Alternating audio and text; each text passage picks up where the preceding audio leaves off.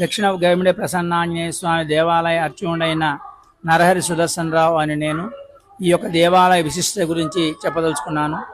దక్షిణం ప్రసన్నాంజనేయ స్వామి దేవాలయము వినుకొండలో దక్షిణం పక్కన, వినుకొండ 4 పక్కల ఉన్న ఆంజనేయ స్వామి దేవాలయాల్లో ఇది కూడా ఒకటి. పూర్వము ఈ యొక్క వినుకొండకి 4 పక్కల దేవాలయాలు శ్రేయస్సు కోసం, ప్రజాభిష్టం కోసం ప్రతిష్ఠ చేశారని ఒక ప్రతీతి.